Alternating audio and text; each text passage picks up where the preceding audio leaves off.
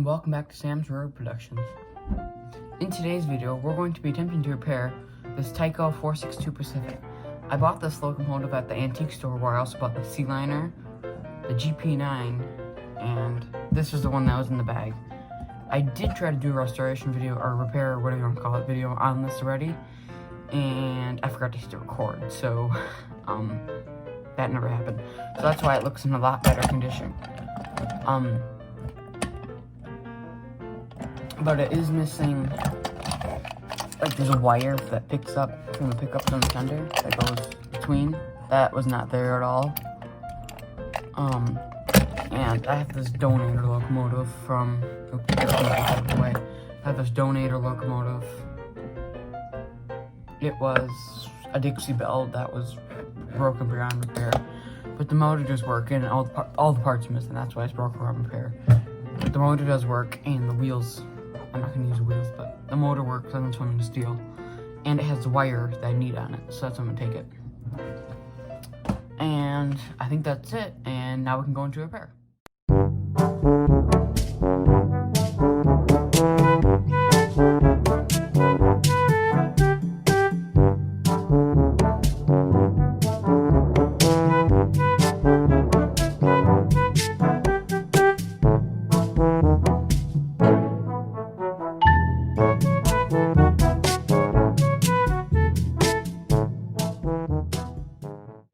Okay, I've got it loaded up onto the tracks here after I finished restoring it, or repairing it, whatever you want to call it.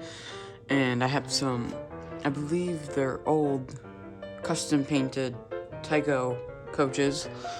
And this one, I don't believe the light works right now for whatever reason. And this one, the rear observation, the light does work. So, yeah, I'll turn them on. Hopefully this thing works. I heard something. Oh, there we go. That's actually really smooth. Crank it up a little bit. Yeah, see the light, last car lights up? That's as fast as it goes. Yeah, it actually runs really smooth. I could also make this a Pennsylvania loco, because I have a Pennsylvania Mantua tender, or Tyco, whatever you want to call it, tender. I think I'll keep it Union Pacific, because I have the AHM C-liner, or Riverosty C-liner. You know what, I'm gonna think I'll see if I can double head this, actually. Okay, actually, let's pull it up a little bit more. Hang on, I'll come back. Okay, I've got the other one loaded up onto the track here, and the C-liner actually doesn't look that bad with these coaches on it. Like, the gap is pretty smooth. Like, they line up, like, perfectly on top here. And on the sides, it's pretty smooth, but hopefully this will work. That's weird. They must be oppositely wired for whatever reason, because this one wants to pull it this way, and this one wants to go this way, as you can see. I have an idea. Hang on. I'm gonna do a quick running session with the twist.